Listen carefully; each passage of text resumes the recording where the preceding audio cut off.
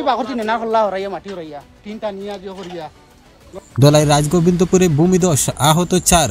এই মুহূর্তে সবচেয়ে বড় খবর, দোলাই রাজগোবিন্দপুরে মধ্যরাতে ভূমিধসে আহত 4। নেই বৃষ্টিপাত, আচমকা ভূমিধসে আহত অন্তত 4 জন। মধ্যরাতে দোলাইয়ের রাজগোবিন্দপুরে অঘটন। আজ মধ্যরাতে ঘুমের ঘুরে এক পরিবারের প্রাণ রক্ষা। হঠাৎ বিকট শব্দে টিলা ধসে পড়ে ঘরের উপরে। এতে মাটিচাপা ঘরের ধ্বংসস্তূপে আবদ্ধ হন এক পরিবারের বেশ কজন সদস্য। শব্দ শুনে পাড়া প্রতিবেশীরা এগিয়ে আসেন, শুরু হয় উদ্ধার কাজ। ঘটনাস্থল থেকে গুরুতর আহত অবস্থায় উদ্ধার করা হয় 4 জনকে।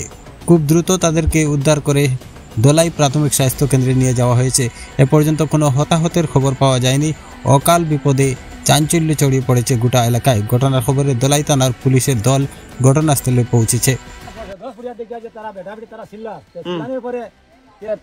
মাটি পড়ে গেছে, আমি সব ডাকিছি, আমার ভাই বাতিজারা সব আমি হালকা মেরে ডাকিয়া আনলাম। তো দরজা খুলতাম পারি না, আমি আমার বাতিজা ভাই কানিয়া দরজা ভাঙিয়া ভিতরে আমার বেটা বেটা বার করছে, ছোট নানা করে বার করছে, হারিয়ে পুড়িয়া ভাই আমরা বাদে বেড় সেরা খাটিয়া উঠে আর বার করছে, বাদে মাটি উঠি পুড়িয়া গিয়া বাদে ও বাচ্চার বাদ মত গাইয়া সিল্লা সিল্লি করো নি রে বুঝছিনি তে মানুষ পারে দেখি মানুষ উড়াইতরা আমি আইছি আইয়া দেখি তোমার কোনো মাটি উড়ছে তোলার বাদে দেখি তারা খুদিতরা বললাম ইদা তারা নেনা বাগরটা হতা না। কয়জন আসলে এই সময় মাটির তলে? মাটির তলে একজন।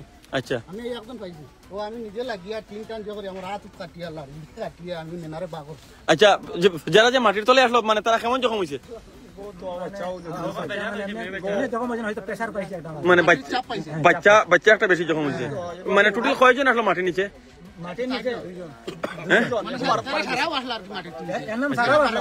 আচ্ছা, এখানে মাটিটা কিরকম আইছে? মানে মাটিটা কিরকম, মানে কি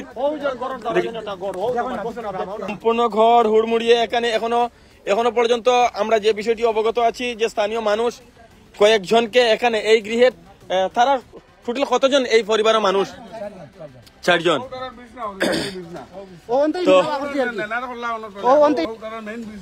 আচ্ছা, স্বামী স্ত্রী আর 2 সন্তান। স্বামী স্ত্রী 2 সন্তান যখন রাতে গভীর ঘুমে, ঠিক তখন এখন থেকে আধা ঘন্টা আগের সে ঘটনা, ঠিক এ সময়ে তাদেরকে উদ্ধার করে দোলাই হসপিটালের উদ্দেশ্যে রওনা দেওয়া হয়েছে। এখনো পর্যন্ত আমরা যে বিষয়টি অবগত আছি, একটি কন্যা শিশু সে গুরুতরভাবে আঘাতপ্রাপ্ত হয়েছে। এখানকার যে সমস্ত স্থানীয় মানুষ, প্রথমত এখানে অনেকজন স্থানীয় উল্লেখ করছেন যে প্রথম তারা হাল্লা চিৎকার শুনেন, তো সেই হাল্লা চিৎকার শুনে তারা এগিয়ে আসেন। এখানে যিনি গৃহকর্তা তিনিও কিন্তু মাটির নিচে ছিলেন, তার মুখের যেটা সাইড সেটা বাইরে ছিল। যে গড়টি সম্পূর্ণ ধুমড়ে মুচড়ে গিয়েছে। এখানে এটি একটি কাঁচা গড়, তার পাশেই তারা একটি ঘর নির্মাণ করছে। সেই ঘরের কাঠামো যেটা নির্মাণ হচ্ছে, আর সেই ঘর অন্ধকারের মধ্যে কতটুকু ছবি আসছে জানি না। তো এখনো পর্যন্ত কারোর প্রাণ যায়নি সেটা আমরা নিশ্চিত করে বলতে পারছি, কেননা এখান থেকে যারা উদ্ধার করেছেন, এখানে উদ্ধারকারী যারা ছিলেন তারা উল্লেখ করছেন মানে সম্পূর্ণ মানে মাটি চাপা পড়া আসলো। ওই মেয়েটা বয়স কত হইব? 10 বছর। আচ্ছা, যার বাড়ি তার নামটা কিতা? মহেশ দাস। আচ্ছা, এই যে উপরের যেটা টিলার উপরে যেটা মানে বাড়ি, এটা কার?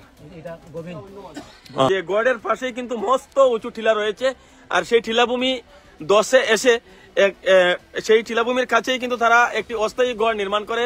সেই পাকা গড় যখনই নির্মাণ হচ্ছে, সেই হেতু তারা এখানে একটি অস্থায়ী গড় নির্মাণ করে, আর সেই ঘরের উপরে সম্পূর্ণ টিলা দশে এসে পড়ে, মাটি দশে এসে পড়ে। তার পরবর্তীতে এখানে এই অঘটনটি সংঘটিত হয়। যদিও যে একজন মেয়ে সম্পূর্ণ মাটির তলে চাপা পড়েছিল, পরিবারের সকলেই মাটির তলে চাপা পড়েছিলেন, একজন সম্পূর্ণ চাপা পড়েছিল, তাকে উদ্ধার করা হয়েছে। ইতিমধ্যে হাসপাতালে নিয়ে যাওয়া হয়েছে সকলকেই। যে 4 জন ছিলেন এখানে স্বামী স্ত্রী মিলে, আর 2 সন্তান।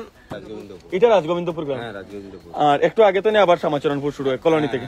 এই পরিবারে আজ বিনা মেঘে বজ্রাঘাত, যেটা আমরা বলবো, কোনো ঝড় নেই, তুফান নেই, মেঘ নেই, কোনো ভূমিকম্প নেই, আকস্মিক ভূমিধস।